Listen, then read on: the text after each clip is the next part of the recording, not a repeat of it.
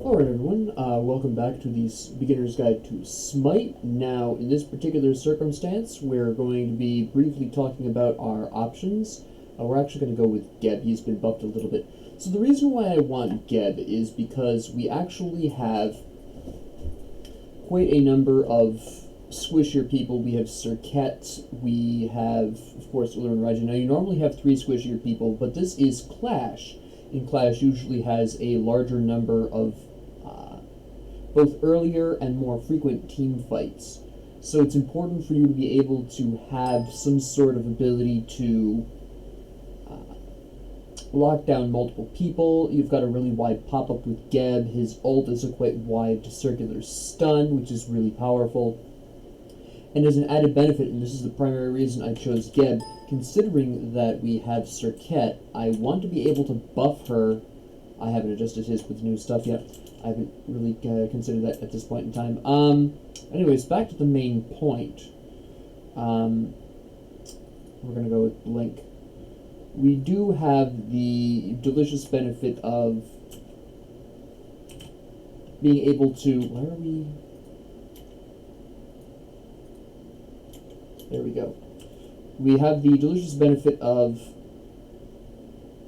being able to make Cirquette a little tankier with our shields. That's something we're going to kind of keep an eye on. Because we are only in possession of 1 mage, so they have 2 mages, by the way, although Aphrodite is not really AoE. We really want to be able to potentially buff Cirquette as a 3rd tankier option just in case we need it. We also want to be able to protect King Arthur, and also our shield can cleanse crowd controls, which can be quite important in these quick early team fights. As you can see, we had a pretty substantial team fight there. It'll be fairly interesting to see where this battle goes. I'm going to go for Sovereignty first because, again, they have 3 physicals. After that, I'll probably pick up Pestilence. Aphrodite alone almost requires the use of Pestilence. Just to confirm, hold on, there we go. And behold, she would not have survived that if I had not used my shield on her. And no other Guardian was going to be able to do that. This is exactly why I picked Geb. Now, I wish I had more time to actually talk about the intricacies of my decision a little bit more. Unfortunately, because I was having some technical difficulties with the game and the god selection, so I didn't start recording until, later on. I will definitely be talking more in depth about selection for those of you who... that's not too bad.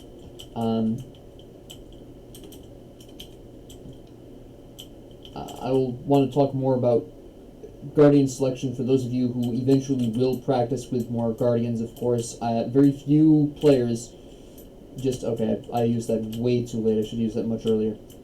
Most players don't usually stick with just one. I am on a journey to try to get every god to diamond. For reference, oh, that was unfortunate. There's really nothing I can do right now. I have no mana. My shield wasn't up either. Now, in Clash, sustain isn't quite as important, although some sustain is still a good thing. As you can see from this particular incident here, I am going to be falling back here. Actually, I'll go ahead and do that. Okay, well... No, she's going to be okay. I thought they were going to really jump all over her, but nah, Aphrodite left that alone. Wait, do we have enough gold? We do.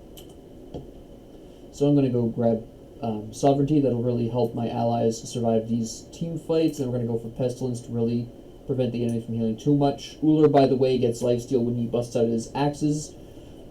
And of course, Aphrodite heals. Horus self-heals. So it doesn't really matter whether or not a Willish and Scylla do. 3 enemies. Usually my rule for anti-heal is if 3 enemies can potentially be healed, then we need to be building anti-heal, whether it be by items or by their natural kits.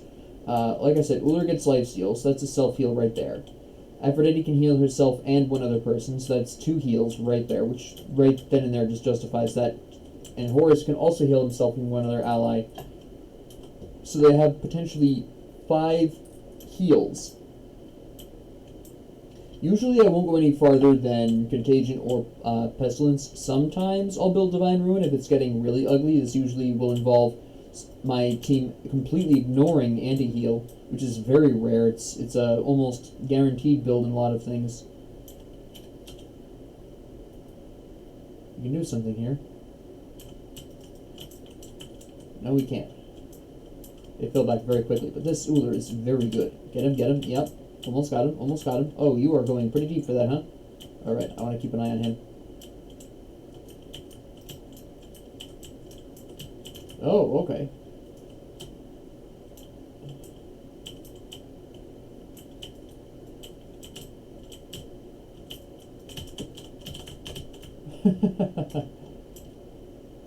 This is going to be fairly interesting. I'm going to try to keep Uller alive. Serket will probably get out. Oh no, she's not. Yes, she is. Nope. Still hit with too much damage. Get her. Nope, barely missed that. That's a shame. Alright, definitely going to need Pestilence. I'm going to go ahead and roll through this, and then leave him to take that by himself. I'm going to roll through this wave just to help the wave push it down.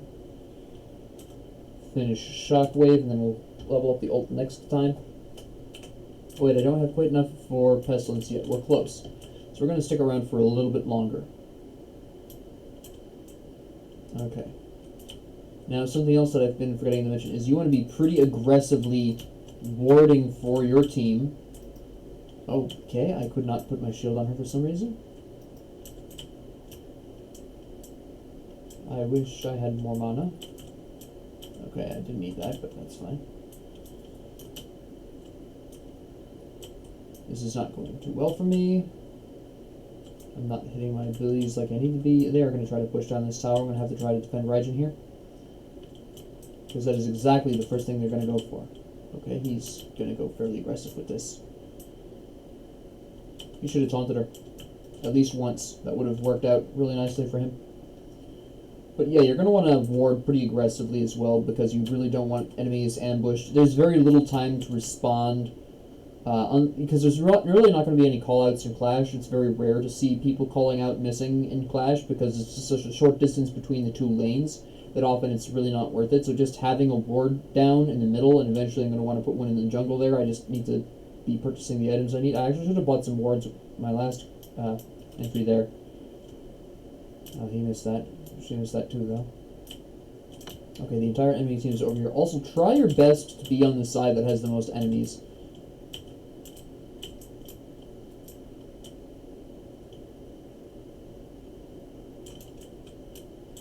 I just want to... Okay, she's just gone. That's fine. We're a little too deep here, in all honesty. They're really going ham on this. What the heck? Alright, we got that. Get her, get her. Come on. Good, okay. Now I just need to survive. We've actually wiped out most of the enemy team, which is really good. That's a shame. That is such a shame. We were so close there. I should have used my shockwave, not my roll, but I wanted to slow him down so Uller could kill him. That's okay. Don't pick that up.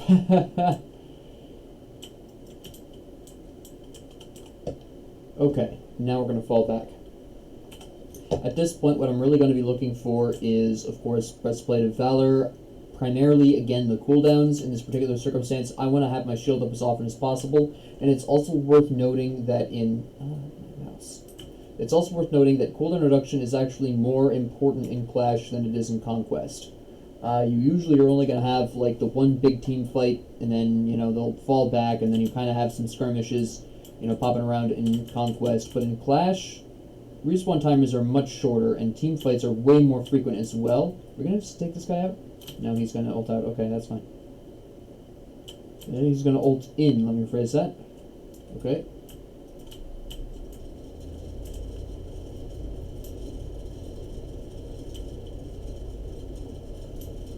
Oh, yeah? How's that for an ult?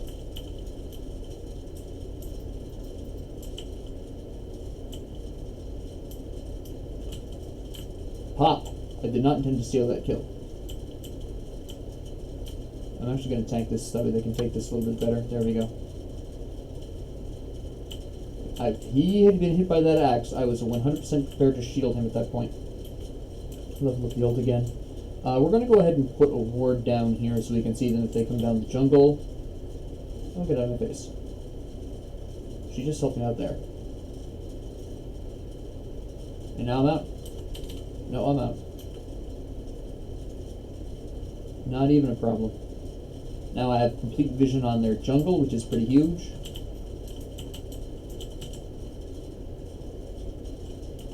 And help him out with that damage camp. Then we go back for the Breastplate of Valor. I need to replace this. I'm going to go ahead with Cursed Ankh, considering how much healing they have. That's just the best option there. And then I need to consider what my next item will be. That's a good question. I'm kind of leaning towards Genji's Guard for some more cooldown reduction. Some nice MP5, although that's more of a side bonus. Again, I'd be primarily building that for the 10% cooldowns, so that way I can shield and use my abilities as quickly as possible, so that way I can be prepared for multiple team fights all in a row. Yeah, there's Scylla right there too. I mean, I can tank this for days. It's not a problem. Okay, good play, good play.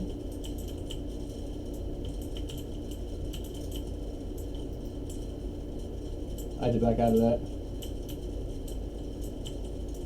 Okay. This went south very quickly. Alright. Nope, I died. We all got wiped there. We went too far deep into their Phoenix. I tanked it as long as possible for my allies, but there's only so much I can take before I have to pull out and be able to heal my allies or protect my allies in some way, shape, or form. In this particular case, I was looking to shell people. I specifically shelled Raijin. Unfortunately, it didn't work out. Let me see. They should be in time to defend the left lane. I don't care about right lane right now. They don't both need to be there. Yeah, they're not paying attention. I'm not sure they'll make it in time. Nope. If they had gone there immediately, they would have been able to save that. We took too long for that one. That's okay. We will now proceed to put a ward down here. Yeah, I'm not going to catch up to her. I could roll, but then I'll just push her farther away. What I want to do right now is stall. So, okay, they already got it. I was going to say, I'm going to stall so they can get the buff in the middle. No need. Okay, good counter, good counter. We are really going hand here. What the heck? Okay. He's slowed, please somebody kill him. Nope, we're after, who is that? Foolish.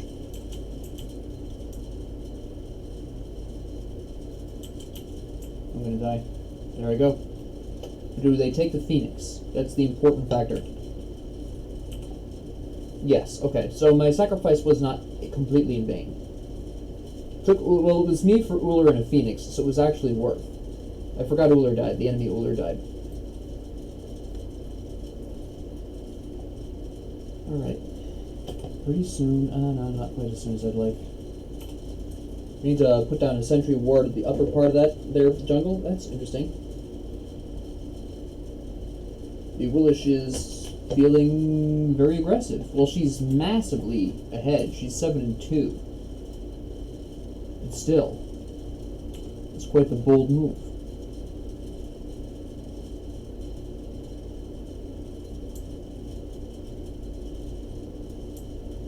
My final item will probably need to be Mail of Renewal so I can heal my allies mid-fight. I think that'd probably be the best bet.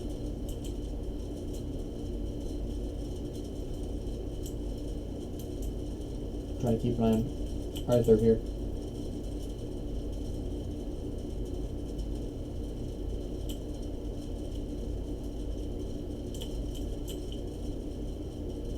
Hold on, we're busy killing people here. Good. She totally decimated Raijin. Okay. What are they doing? We're gonna die. No, actually, I don't think we are.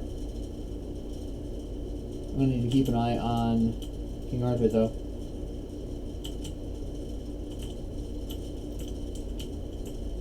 They're going to try very hard to kill me. They're going to succeed too, but it looks like King Arthur might be able to pick somebody up here.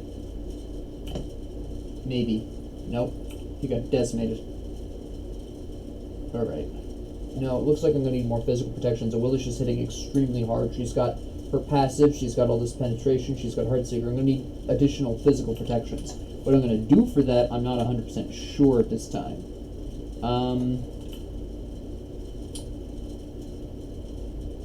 That's a really good question.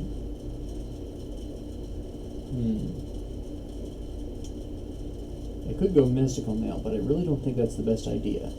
I might go hide the Nemean Lion. Maybe. No! No, I think I will do Mail Renewal, I think, actually. Yeah, I gotta reward this first, though.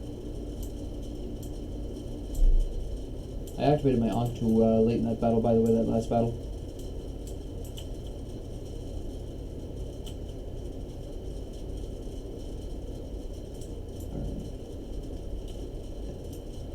So, what's our next move?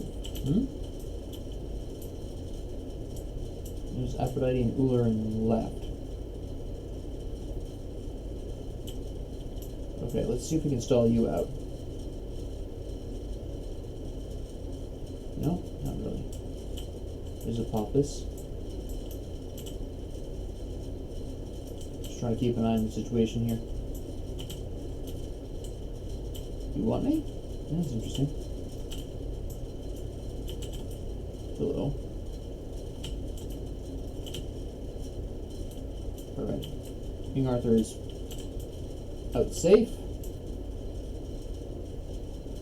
She was too deep. She still took Solar though. There we go. Okay, that's 2. 2 for 1. That's a good trade. Okay.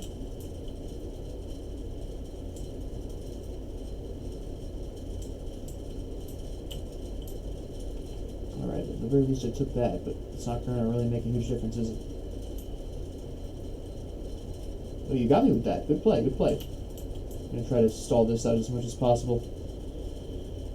Nope.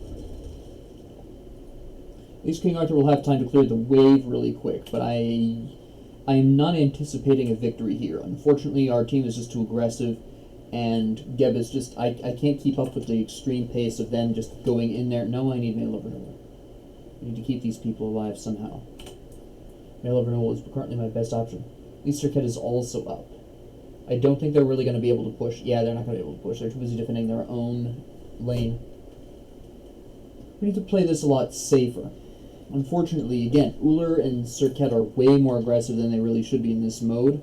There are times for aggression, but unlike Conquest, where it's easier to pick off an individual by themselves, in Clash, it's pretty difficult to do that, because again, the battlefield is much smaller, and the distance between lanes is a lot shorter. So actually, I should have bought wards. So actually,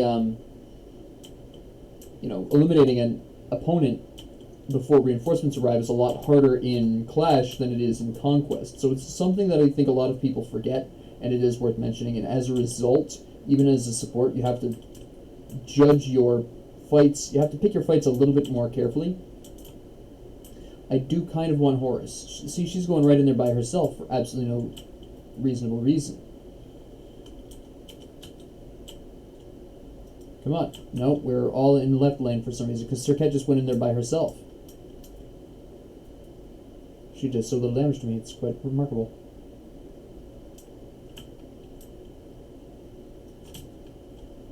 He is totally going to die. I'm going to die. The problem here is that the Serket is just going in by herself. So if we survive to this next fight, what I might do is just stick by her and see if I can keep her alive long enough to actually have an impact. We're not even going to have that. We are not even going to have that. This is over. The only possible way we win this is if the Serket respawns in time to help defend, which Uller and... they just took left Phoenix. Serket comes up in 5, but can King Arthur survive long enough to defend the Titan against the incredible power of their Uller? I mean, he's doing a really good job. He actually succeeded. I'm impressed. And that actually healed the Titan because, of course, you eliminate enemies. The Titan heals a little bit. The fact that Serket was able to make an appearance in time is rather encouraging. I'm going to see if I can get a slap here from behind. Oh no, she's going in on this. Alright. Shoot.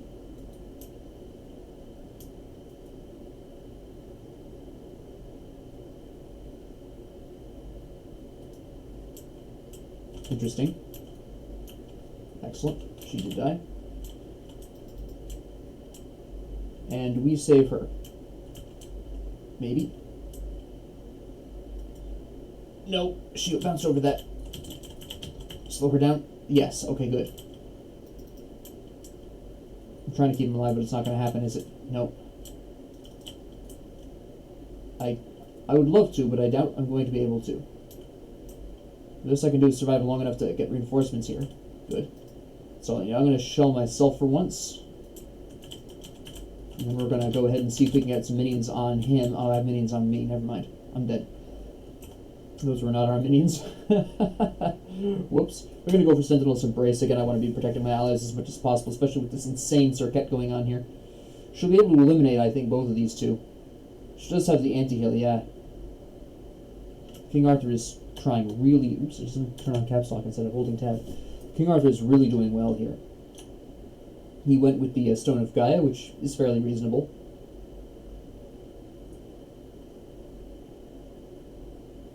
See, she just goes in. She doesn't have... She's not building any kind of defense. She doesn't have the defense to survive. And by defense, I'm talking about both mitigation and... No kidding, you need healing. It's because you keep going in by yourself.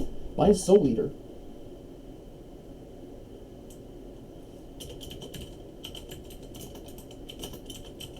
I'm going to actually recommend that to her and hope she listens. It's a little late for that now, but I think it's her only real chance of surviving at this point. I'm going to head to left lane. Uller should be getting out of there. He doesn't need to be there.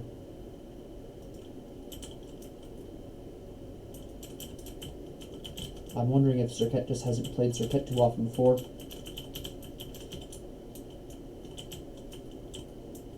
Which might be the explanation. So now all we have to do is survive so Serket can build up Soul Eaters so she can actually survive these fights.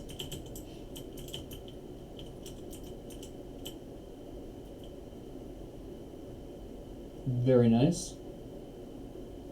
I missed that completely. That was horrific.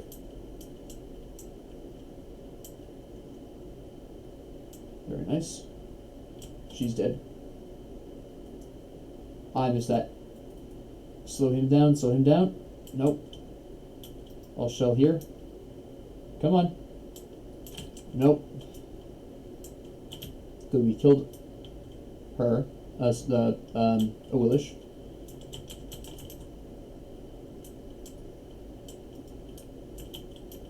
Excellent. Trying to keep an eye on Uller. Nope, we're good. Alright, we need to win now. If there's no enemy gods, the first one in is the one that the Titan targets, by the way. I can't believe we won that. Holy cow.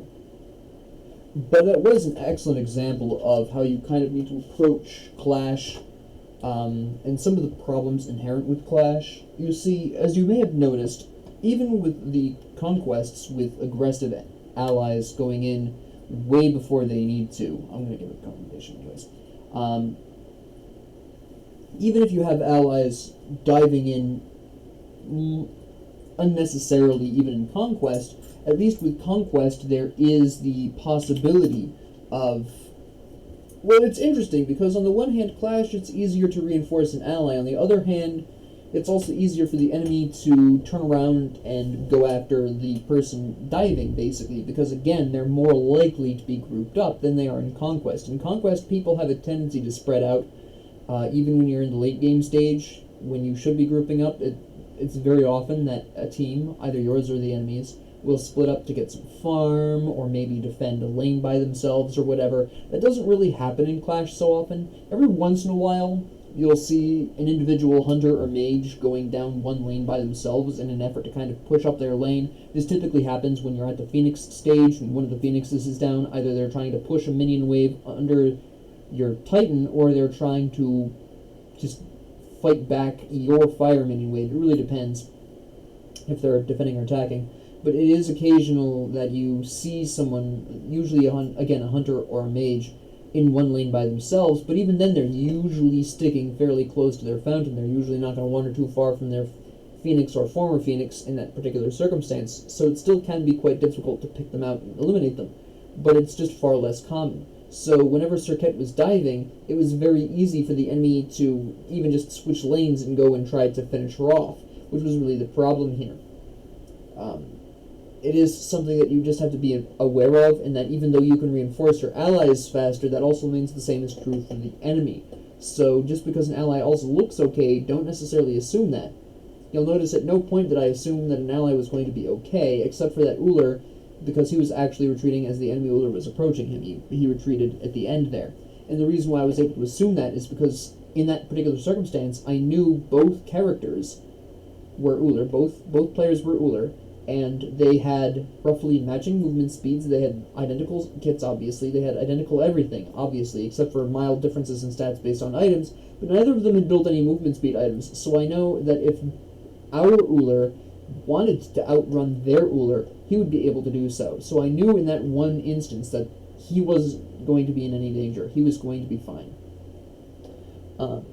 That wasn't going to be an issue. So that was the one situation in which I could assume quite safely that Uller was going to be okay. The rest of the time, don't assume an ally is okay in Clash. It's kind of the same in Conquest. When your allies are in the jungle by themselves, don't assume that they're going to be okay. But in Clash, it's all the time because you have very little idea of who's hiding where.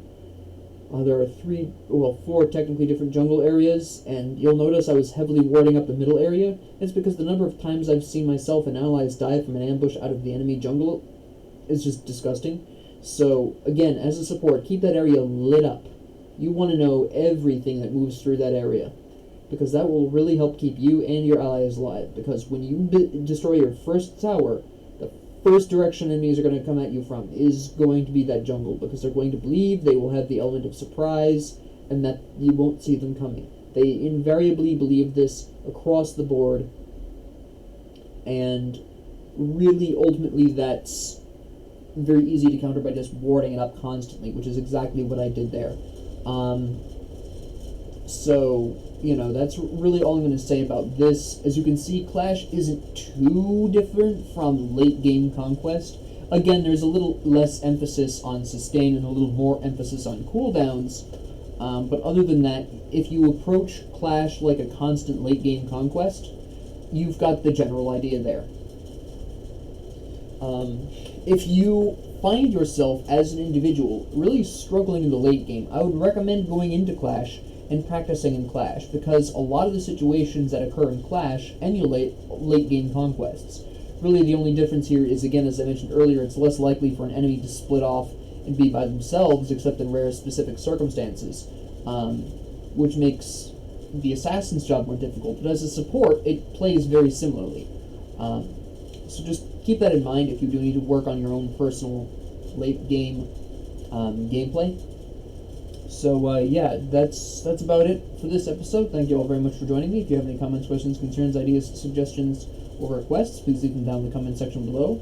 And thank you very much. Have a great 24 hours.